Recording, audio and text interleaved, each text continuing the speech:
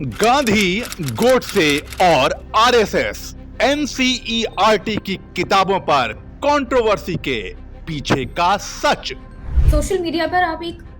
Headline देख रहे हो जो काफी ज्यादा वायरल हो रही है। उस हेडलाइन में जो सबसे ज्यादा खास है वो है उस हेडलाइन का कटा होना।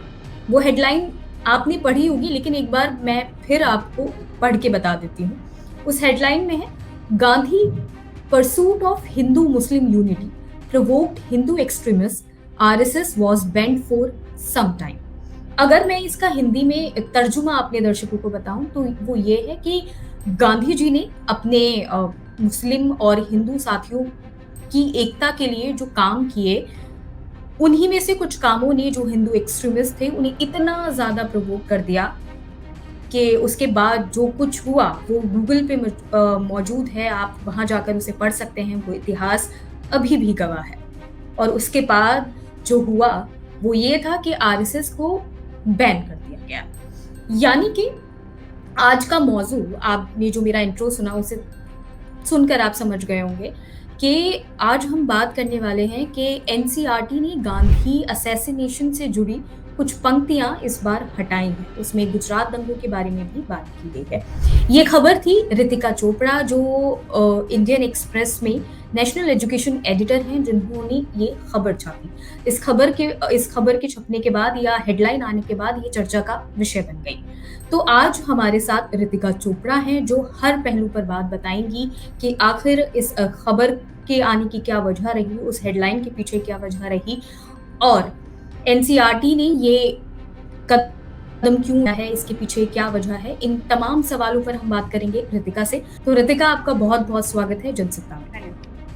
तो रितिका, जो पहला सवाल, अगर मैं इंटरव्यू की शुरुआत करूं तो मेरे इंटरव्यू की शुरुआत में पहला सवाल यहीं से होगा कि जब हम इमरजेंसी का टाइम याद करते हैं, या मैंने जो इमरजेंसी के बारे में पढ़ा है वो यही है कि जब एक्सप्रेस ने उसके खिलाफ अपना विरोध दर्ज कराया था तो अपना पहला फ्रंट पेज पूरी तरीके से ब्लैंक छोड़ दिया था। नाउ ये हेडलाइन जो पूरी तरीके से कट करके इस तरीके का विरोध दर्ज कराया गया। तो इस हेडलाइन को लिखने के पीछे, और ये आपके दिमाग में आई है जब आपने पेज डिजाइन किया,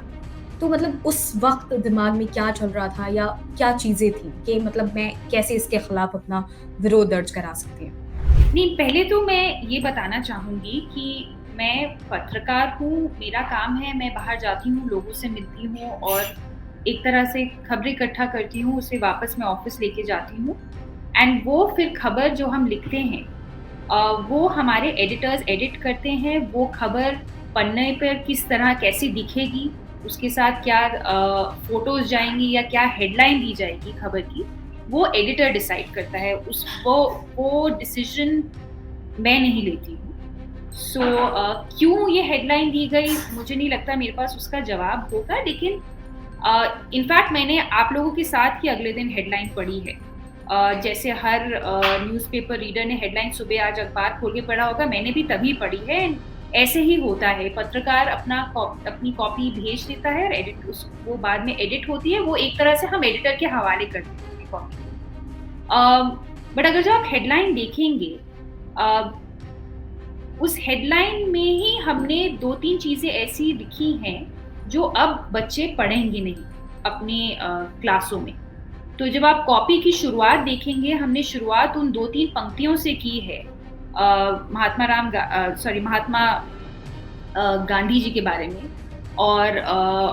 उनकी हत्या कैसे हुई उसके बारे में। और हमने अपनी कॉपी की शुरुआत में ही लिखा है कि ये जो कुछ पंक्तियां आपने अभी पढ़ी हैं, जो पिछले 15 साल से क्लास 12 के बच्चे अपनी पॉलिटिकल साइंस के सिलेबस में पढ़ते आ रहे हैं, अब ये पंक्तियां बच्चे नहीं पढ़ेंगे। तो एक तरह से आप देखेंगे तो वो हेडलाइन वही चीज आपको और संक्षिप्त में बता रहा है। ये जो चीजें हैं ये अब नहीं है, और हेडलाइन में ही हम एक तरह से ये बताना चाह रहे हैं हमारे रीडर्स को कि ये जो चीजें हैं अब एक तरह से काट दी गई हैं या हटा दी गई हैं पुस्तकों से। तो मेरे हिसाब से हेडलाइन वो कन्वे करना चाह रहा था संक्षिप्त में कि ये कॉपी है, एक तरह से इम्पैक्ट के लिए, ताकि जो हमारी मेन फाइंडिंग है उसका मैसेज जा सके। एक तरह से मेरे ख्याल से वो एक अलग इम्पैक्ट पड़ता है जब आप हेडलाइन में ही एक वो देखते हैं एक सीधी लकीर काटी हुई होती है, विच इन अ वे मुझे लगता है ये बताता है या ये दिखाता है कि ये पंक्तियां या ये पोर्शन आरएसएस के बैन को लेकर और गांधी जी का जो गांधी जी को हिंदू चरमपंथी जो पसंद नहीं करते थे, ये वाले हिस्से अब हटा दिए गए। तो रितिका, जैसे आपने बताया कि 15 सालों से ये चीज़ें बच्चों को पढ़ाई जा रही थी, यानी कि आने वाला जो भी जनरेशन होगा उन्हें इन सब के बारे में पता होगा। लेकिन क्या आपको लगता है कि अगर हम इस तरह की चीज़ें बच्चों को नहीं पढ़ाएंगे, या जो हमारा इतिहास रहा है, हम अपना इतिहास ही हटा रहे हैं, और सरकार के ये फैसले, क्या ऐसा लगता है कि ये मतलब जो आज की जनरेशन है उस पे सरकार इस तरीके के फैसले थोपना चाहती है, ये चुनावी ये कोई स्टंट है, या फिर ये एक मैसेज देना चाहती है, क्योंकि जैसे आपको भी पता है या मुझे भी पता है कि अगले साल चुनाव होने वाले हैं, तो क्या इसे स्टंट के तौर पे देखा जा सकता है, ये कहते हुए कि हम हिंदुओं की छवि साफ करना चाहते हैं, इसलिए हमने ऐसी चीजें हटा दी? मेरे लिए थोड़ा मुश्किल होगा कहना कि क्या ये स्टंट है, क्योंकि मुझे नहीं पता कि के एनसीईआरटी के जो पाठक हैं उन्होंने क्या सोचकर ये चीजें हटाई हैं, लेकिन हाँ, एज अ रिपोर्टर मुझे ये बात जरूर मेरे सामने मैं ये नहीं कहूँगी खटकी की, लेकिन मुझे ये अजीब जरूर लगा था कि अगर जो आप ये पंक्तियां हटा रहे हैं इस आधार पे कि कोविड महामारी के कारण बच्चों के पास समय नहीं था पढ़ने के लिए और उनका भार कम करने के लिए मैं कुछ चैप्टर हटाऊंगा, तो मुझे ये चीज जरूर खटकी कि वो एक अलग बात है, चैप्टर हटाना, भार कम करना, वो बात सही है, लेकिन ये 3 या 4 पंक्तियां हटा के आप ऐसा कौन सा भार कम कर रहे हैं बच्चों का, वो मुझे कभी समझ नहीं आया। और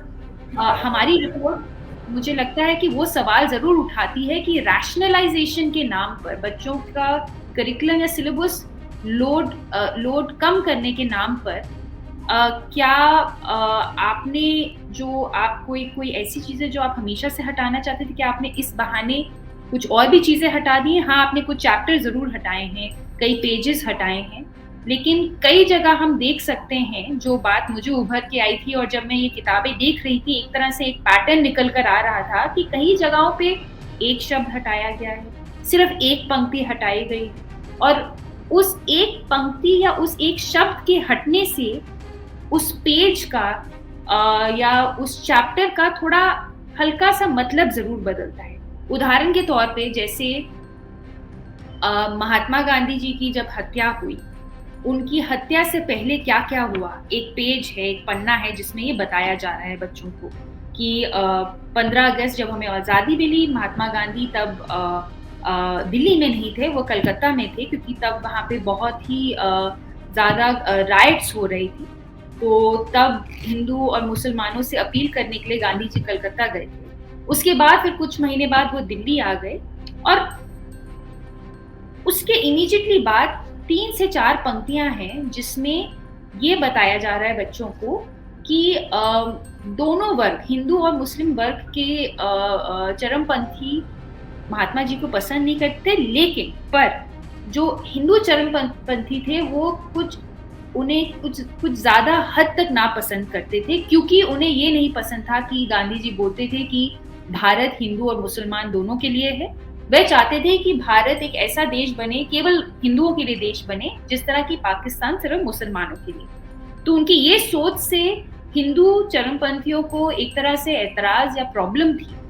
और उनकी इस सोच के कारण वो शायद गांधी जी से इतना नाराज थे कि उन्होंने कई बार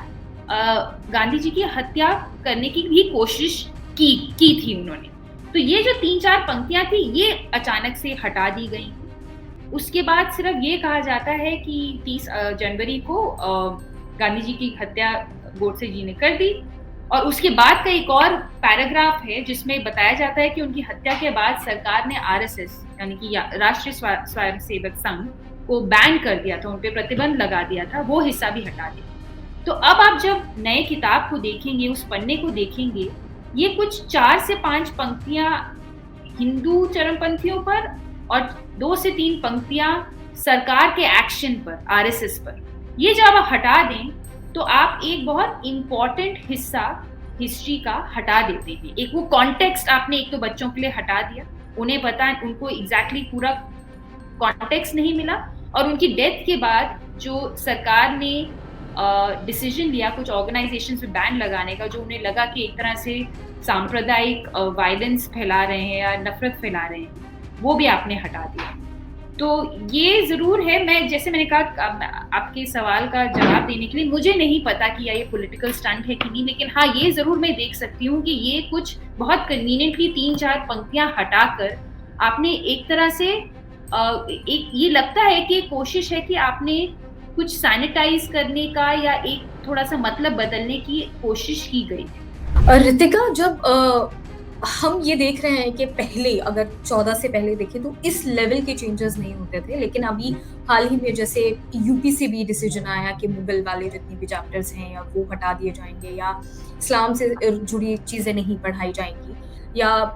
उस पर बीजेपी नेताओं के भी बयान आया कि हमारी संस्कृत ही संस्कृति है। तो जब भी हम किसी बुक्स में चेंज करते हैं तो उसके लिए क्या एनसीईआरटी की कोई गाइडलाइन है, या फिर मतलब क्या होता है कि सडन ये चीजें प्रोवोक कर रही होती हैं, या मतलब किस आधार पे एनसीईआरटी इन चीजों को हटाती है सिलेबस? एनसीईआरटी में बता दूं, ये सरकार की सबसे इम्पोर्टेंट बॉडी है ऑन स्कूल एजुकेशन, ऑन स्कूली शिक्षा। उनका मैंडेट या उनकी एक तरह से रिस्पॉन्सिबिलिटी जो सरकार ने उन्हें दी है कि आप स्कूली शिक्षा को लेकर, और रादर स्कूली शिक्षा के सिलेबस और करिकुलम, बच्चे क्या पढ़ेंगे स्कूल, उस पर आप केंद्र सरकार को बताएं कि राह दिखाएं कि बच्चे क्या पढ़ें स्कूल में, और उस आपकी दिखाए हुए राह पर अगर जो स्टेट्स चाहें तो वो भी उस दिखाए हुए राह पर चल सकते हैं। ये एनसीईआरटी की एक तरह से ये उनकी जिम्मेदारी है। तो एनसीईआरटी किताबें भी बनाता है स्कूल की, उनकी एक कई जिम्मेदारियों में से एक ये भी है, क्योंकि अगर जो वो राह भी दिखा रहे हैं तो वो एक तरह से ये भी दिखाते हैं कि मैंने किताबें बनाई हैं, स्टेट्स चाहें तो इसे अडॉप्ट भी कर सकते हैं, जैसे कि उत्तर प्रदेश बोर्ड अडॉप्ट करता है, वो अपनी किताबें नहीं बनाते हैं, वो एनसीईआरटी की ही किताबें इस्तेमाल करते हैं। जिस तरह सीबीएसई जो नेशनल एक बोर्ड है, सरकार का ही बोर्ड है, लेकिन वो भी सिर्फ एनसीईआरटी की ही किताबें पढ़ाते हैं अपने स्कूलों में। तो एनसीईआरटी अगर जो अपनी कोई किताब बना रहा है तो हाँ, एनसीईआरटी के पास ये हक भी है कि वो उस किताबों में चेंज कर सके, लेकिन हाँ वो किसी भी दिन उठकर ये नहीं बोल सकते कि हाँ हम इन किताबों में बदलाव ला रहे हैं। उसमें ये प्रोसेस रहता है। एक तो अगर जो आपको एकदम नई किताबें लानी है, एकदम जो शुरू से लेके अंत तक मतलब काफी हद तक नहीं रहेंगी, तो वो तभी होता है जब एक नया नेशनल करिकुलम फ्रेमवर्क बनता है। एक एनसीएफ नेशनल करिकुलम फ्रेमवर्क हमारा लास्ट 2005 में आया था, जिसके आधार में 2007 में एकदम नई किताबें आई। एनसीएफ क्या होता है, वो एक तरह का ब्रॉड गाइडलाइन या एक ढांचा सा होता है जिसमें हम एजुकेशनिस्ट या स्कूलों को बताते हैं कि आपको इस तरह से बच्चों को पढ़ाना चाहिए। उस ढांचे के अंदर फिर आप उस ढांचे के आधार पर अपनी किताबें बना सकते हैं। तो जब एनसीएफ आया था 2005, जो एनसीईआरटी ही बनाता है, फिर उसके आधार पे उस पर फिर काफी चर्चा होती है। एनसीईआरटी काफी अपने एक्सपर्ट्स लेकर आते हैं, वो उस चर्चा के आधार पे ये काफी लंबा प्रोसेस होता है, ऑलमोस्ट 1.5 साल लग जाता है एनसीएफ बनाने में, और उसके बाद शायद और 1.5 साल लगता है नई किताबें एनसीएफ के आधार पे निकालने में। एक तो ये हो गया एकदम नई किताबें, मतलब काफी हद तक चेंज, मतलब नए चैप्टर, नया कंटेंट। और एक ये जरूर होता है कि जब किताबें आ जाती हैं तो एनसीईआरटी उस किताबों को, जो हम अंग्रेजी में कहते हैं, रिवाइज भी कर सकते हैं। उस रिवाइज करने का ज्यादातर तर्क ये दिया जाता है कि दुनिया, देश, पॉलिटिक्स सब कुछ बदल रही है, तो हम अपनी किताबों को समय समय पर रिवाइज करते हैं ताकि कोई भी नया अपडेट या कोई नई चीज अगर जो आई हो तो हम उसको किताब में डाल दें। तो एक वो कारण होता है रिवीजन का। दूसरा कारण हो सकता है कि मान लो हमारी किताबों में कुछ गलतियां हैं और उस गलतियों पे किसी ने ऑब्जेक्शन खड़ा किया कि ये किताब है, इसमें ये गलत है, तो हम उन गलतियों को सुधार सकते हैं। वो भी एक तरह का रिवीजन है जो एनसीईआरटी कर सकती है। तीसरी तरह का एक जो रिवीजन होता है, जो मुझे नहीं पता कि इसका कोई रूल है कि नहीं, लेकिन आपको याद होगा यूपीए सरकार के समय पर, ये मेरे ख्याल से 2010 या 11 की बात है, संसद में एक बहुत बड़ी कंट्रोवर्सी हुई थी कुछ पॉलिटिकल कार्टून्स को लेकर जो एनसीईआरटी की पॉलिटिकल साइंस टेक्स्ट बुक्स में हैं। तो तब मुझे याद है कपिल सिब्बल शिक्षा मंत्री थे और उन्होंने तब एनसीईआरटी को बोला था आप एक कमेटी बनाएं, आप इन ऑब्जेक्शंस को देखें, इन ऑब्जेक्शंस में अगर जो आपको लगता है कि कोई मेरिट है, क्या ये आपको लगता है वाकई ही किसी हद तक जो सांसद हमारे कह रहे हैं सही है, तो आप हमें बताएं कि हमें कार्टून रखना है नहीं रखना है। तो अब एनसीईआरटी ने एक लंबी चौड़ी बहुत बड़ी कमेटी बनाई थी, उस कमेटी ने अपनी रिपोर्ट दी थी, तो और हाँ काफी हद तक इन्होंने 10-12 कार्टून हटाए थे किताबों से, बट वो भी रिविजन के तौर पे। सो एक है पूरी नई किताबें बनाना जो एनसीएफ के आधार पे बनती है, जो मैं अभी बताना चाहूंगी कि अभी एक नया 2005 के बाद अब एक जाके नया एनसीएफ बन रहा है, और जब वो एनसीएफ बनकर आएगा इस साल, तो तब उसके बाद हमें एक तरह से एक पूरी नई प्रक्रिया सरकार शुरू करेगी जिससे एकदम नई किताबें आएंगी। लेकिन उससे पहले अभी जो हुआ है वो रिविजन के नाम पे हुआ है, और इस बार हमें ये तर्क दिया गया है कि महामारी once in a lifetime event है, रोज रोज नहीं होती है, किसी को नहीं पता था ये होने वाली है। हाँ, लेकिन उसके कारण स्कूली शिक्षा में काफी बाधाएं आई, बच्चे स्कूल नहीं जा पाए और टीचर्स करिकुलम पूरा नहीं कर पाए। तो उन बच्चों का भार कम करने के लिए हम किताबों को इस तरह से रिवाइज करेंगे कि हमें जो लगता है कंटेंट जिसकी अभी इतनी इमीडिएट जरूरत नहीं है, जो ज्यादा रिपीट हुआ है, जो शायद एक कक्षा में कवर किया गया है, तो हम उसे कोई छोटी कक्षा से हटा दें। तो ये उन्होंने 4-5 आधार दिए थे जिसमें वो किताबें रैशनलाइज, इंग्लिश में जो उन्होंने हमको शब्द दिया था, किताबों को रैशनलाइज करेंगे ताकि बच्चों का करिकुलम वाला लोड कम हो सके। हम देख रहे हैं कि चेंजेस लगातार हो रहे हैं और इससे पहले भी कई सारे चेंजेस हुए। ये वाले चेंज में क्या अलग है और ये बच्चों के लिए मतलब कैसा साबित हो सकता है? क्या अगर बच्चों को हम इतिहास नहीं पढ़ाएंगे तो फिर क्या पढ़ाएंगे? तो हाँ, तो ये चेंजेस बाय द वे सिर्फ एनडीए सरकार में नहीं हुए। एनडीए सरकार ने 3 राउंड्स ऑफ चेंजेस किए, लेकिन ये एनडीए 1 में भी हुए थे। उनके बाद यूपीए ने भी किए चेंजेस, जैसे मैंने आपको वो कार्टूनों का उदाहरण दिया था। और अब ये हर सरकार अपनी उनकी कोशिश रहती है कि हम किताबों में कुछ ऐसी चीजें ले आएं जिसमें हम अच्छे दिखें, या कोई चीज ऐसे हटा दे जो हमें ठीक नहीं लगती, या ऐसी कोई चीजें हटा दे जिससे कोई और सरकार या कोई और पॉलिटिकल पार्टी। एक तरह से पुस्तकों में मैंने देखा है, ये सिर्फ इस सरकार में नहीं बट कई सालों से चला आ रहा है, वो एक तरह से टेक्स्ट बुक से एक तरह से पॉलिटिकल टूल बन गया है। और कई बार जो ये बदलाव होते हैं हमारी किताबों में, वो लॉजिक या एकेडमिक रीजंस के कारण नहीं हो रहे होते, कई बार वो पॉलिटिकल कारणों के कारण हो रहे होते हैं। उसमें काफी राजनीति होती है जो हमें दिखती है, और कई सालों से ये चली आ रही है। बट हाँ, मैं ये जरूर कहूंगी कि इस बार के ये जो चेंजेस हैं, जो तीसरा राउंड है जो एनडीए सरकार ने किया है, ये अलग इसलिए है क्योंकि ये काफी एक्सटेंसिव है। इसमें जैसे मैंने कहा कि महामारी के देखते हुए उन्होंने कहा कि हमें लोड कम करना है, तो उन्होंने उस आधार पर कई चैप्टर हटाए हैं। और ये भी सही है कि जब ये, मैं बाय द वे कहना चाहूंगी, ये बात गलत है कि मुगलों का जो पूरा कंटेंट है या सब कुछ हटा दिया गया, नहीं, वो बात गलत है। ये जो टीवी में रिपोर्ट होता आ रहा था कि मुगलों को कंप्लीटली हटा दिया है, बच्चे एकदम उनको नहीं पढ़ेंगे, नहीं, ऐसा नहीं। आप अगर जो हमारी पिछले साल जून 2022 की इन्वेस्टिगेशन देखेंगे, वी वर वेरी क्लियर, हमने उसमें साफ लिखा है कि ये चीजें हटाई गई हैं। हाँ, ये जरूर है कि जब आप डिलीशंस का देखेंगे, अगर जो हम पूरा मान लीजिए टेबल पे रखे डिलीशंस, तो हाँ ये जरूर है, आप देख सकते हैं कि मुगलों जब कटौती हुई है तो शायद मुगलों के चैप्टर या जो मुसलमान रूलर्स या राजा थे उन पे थोड़ी ज्यादा हुई है और बाकियों पे कम हुई। उसके लिए मुझे याद है तब भी एनसीईआरटी या अफसरों या पॉलिटिशियंस ने ऑफ रिकॉर्ड हमें कहा था कि अब देखिए कटौती भी तो वहीं ज्यादा होगी जहाँ पे कंटेंट ज्यादा। हमारी किताबों में ऑलरेडी इतना सारा हमने मुगलों के बारे में या मुसलमान रूलों के बारे में लिखा है, तो जब हमें काटना था तो फिर हमने वही काटा जहाँ पे रेपिटेशन शायद था या जहाँ पे बहुत ज्यादा कंटेंट था। तो बच्चे आपको जो मैं कहना था कि बच्चे ये नहीं है कि मुगलों के बारे में पढ़ेंगे नहीं, अभी भी काफी कंटेंट है। हाँ, लेकिन कई हद तक जैसे मुगलों का हमारी कल्चर पे क्या इन्फ्लुएंस था, उनका क्या प्रभाव था, वो जैसे एक तरह से हिस्सा हटा दिया गया। तो वो किस तरह से कल्चरली पेंटिंग्स प्रमोट करते थे या कल्चरली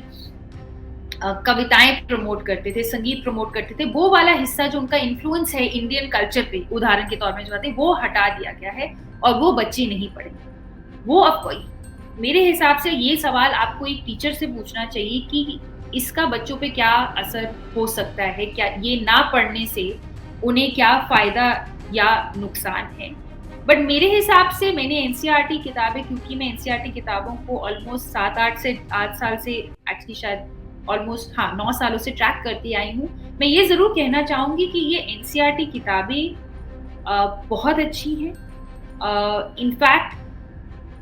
ये किताबें कई प्राइवेट पब्लिशर्स की किताबों के साथ इन्हें कंपेयर कर सकते हैं। इनकी क्वालिटी बहुत अच्छी है। इनका कंटेंट बहुत अच्छा है। इन्होंने जो पेडागॉजी फॉलो की है, किस तरह से हम कंटेंट को बच्चों को डिलीवर करेंगे, ये एक टेक्स्ट बुक्स बढ़ावा देते हैं कि बच्चे क्लासरूम में सिर्फ टीचर को ना सुने बट आपस में बातचीत करें। तो कुछ कंटेंट जो आपको शायद कंट्रोवर्शियल लगेगा, वो जो लेखकों ने उस पाठ्यक्रम में जानबूझ के डाला है, क्योंकि वो चाहते हैं कि इन विषयों पर क्लासरूम में चर्चा हो, जिसमें कुछ बच्चे इसके बारे में बात करें, कुछ बच्चे इसके अगेंस्ट में बात करें, कुछ फॉर करें, अगेंस्ट करें। तो ये किताबें 2007 की जो नई आई थी, इसमें एक बहुत अलग पेडागॉजी थी और इसकी रूपरेखा अलग थी, क्योंकि लेखकों ने कहा था कि हम चाहते हैं कि बच्चे सिर्फ क्लासरूम में टीचरों को सुने ना, एक तरह से ये प्रवचन ना बन जाए। हम चाहते हैं कि बच्चे किताबों को पढ़े, सोचें, सवाल पूछें और क्लासरूम में चर्चा हो। तो जब आप इतना सारा कंटेंट जो आपके हिसाब से ट्रेडिशनली एकेडमिकली शायद रेलेवेंट नहीं है हटा देंगे, आपको लगेगा कि मुगलों का कल्चर पे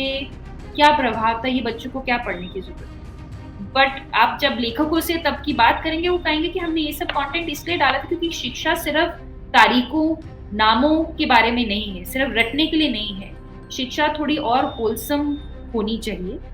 और ये भी एक इम्पॉर्टेंट हिस्सा है इतिहास का देखने के लिए, कि सिर्फ ये नहीं कि कौन सी जंगें लड़ी गई, लेकिन उस दौरान जो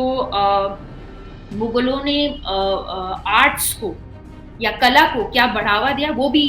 पढ़ने की ज़रूरत है। तो हाँ, शायद वो एक वेल राउंडेड एजुकेशन जो शायद इन पुस्तकों के द्वारा मेरे ख्याल से लेखक देना चाहते थे, उस ऑब्जेक्टिव को हाँ कुछ हद तक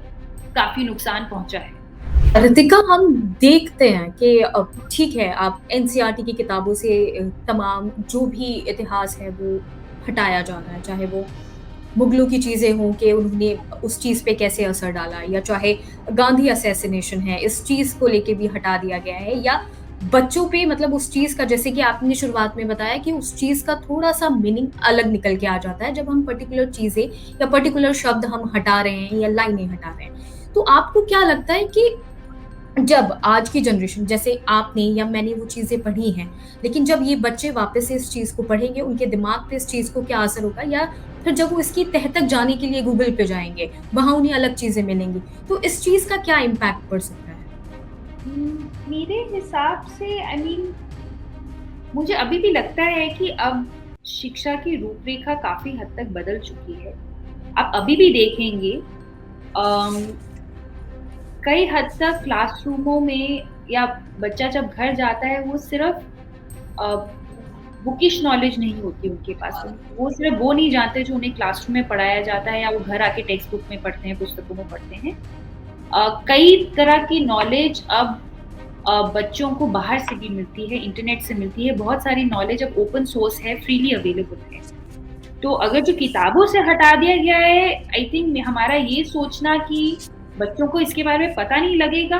वो मुझे लगता है कि वो कई हद तक हमारी गलतफहमी है। बच्चों को तभी भी पता लग जाएगा इसके बारे में, क्योंकि जैसे मैंने कहा कि there are different sources of knowledge. मैं इसका मतलब ये नहीं मैं कह रही हूँ कि हटाना सही था, मैं ये बताना चाह रही हूँ कि अगर जो हट जाता है, हमें ये नहीं सोचना चाहिए कि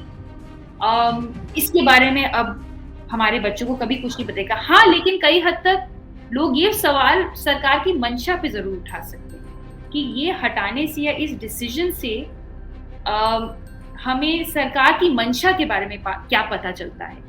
और कि क्या ये सरकार शिक्षा को शिक्षा के तौर से देख रही है या शिक्षा को एक राजनीतिक लेंस से देख रही है। ये सवाल जरूर उठाए जा सकते हैं, बट आपका जो ये सवाल है बच्चों पे क्या असर हो सकता है, मुझे अभी भी लगता है कि शायद ये सवाल अगर जो 20 या 30 साल पहले पूछा जाता तो शायद हाँ कई हद तक हो सकता है बच्चों को ना पता लगता है इन चीज़ों के बारे में, बट अब ऐसा नहीं है। बच्चे अब सिर्फ क्लासरूम में नहीं सीखते, वो सारा तरह समय एक तरह से सीख रहे हैं, उनके पास डिजिटल डिवाइसेज़ हैं, learning has moved out of the classroom. I still feel कि नॉलेज इतनी डेमोक्रेटाइज़ हो चुकी है, मतलब इतनी फ्रीली अवेलेबल है कि ऐसा नहीं कि बच्चों को इसके बारे में पता नहीं है। वो बात अलग है कि हाँ, शायद इंटरनेट पे भी जो सारी उसमें से क्या सही है, क्या गलत है, वो पहचानना, ना पहचानना, कई हद तक वो पेरेंट्स और टीचर्स को रोल प्ले करना पड़ेगा। बट क्या पता, चाहे किताबों से हट गई हो, लेकिन कोई भी एजुकेशनिस्ट या टीचर होगा, मेरा मानना है कि वो एक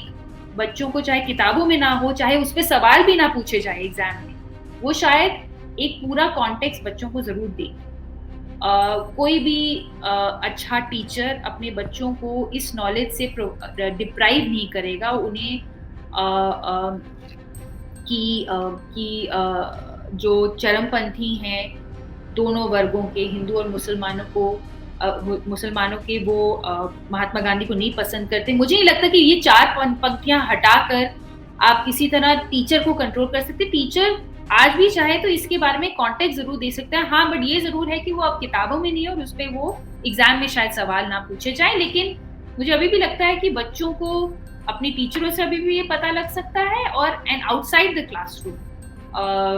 कक्षा से बाहर भी उनको इस बारे में चीज़ें पता लग सकती हैं, क्योंकि अब हम एक अलग ईरा में हैं, जहाँ पे learning is not confined to, learning सिर्फ आपकी पुस्तकों में ही लिमिटेड नहीं है, लर्निंग उसके बाहर भी होती है। तो ये थी हमारे साथ रितिका चोपड़ा, जिन्होंने एनसीईआरटी से गांधी असैसिनेशन को हटाने के पीछे की वजह बताई। साथ ही उन्होंने ये भी बताया कि जब हम कुछ पंक्तियाँ या कुछ भी चीज़ें या पर्टिकुलर वर्ड वहाँ से हटा देते हैं तो उसका मतलब कुछ अलग हो जाता है। तो इसे साफ तौर पर नहीं कहा जा सकता है कि इसके पीछे सरकार की क्या मंशा है या इस चीज़ का डायरेक्टली बदलाव क्यों किया गया है। लेकिन हाँ, उन्होंने एक चीज़ और जो सबसे ज़्यादा मेन कही है, उन्होंने ये कहा है कि ऐसा बिल्कुल नहीं है कि अगर हम चंद पंक्तियाँ किताबों से हटा देते हैं तो बच्चे इतिहास नहीं जान पाएँगे, क्योंकि अब हमारे पास बहुत सारी वैराइटीज़ हैं पढ़ाई करने के लिए, और हम कहीं न कहीं से उन चीज़ों के बारे में पढ़ सकते हैं, उन पे डिबेट कर सकते हैं, या हमारे टीचर्स हमें इस चीज़ को लेकर बता सकते हैं। तो फिलहाल सिर्फ़ इतना ही, मुझे दीजिए इजाज़त। नमस्कार।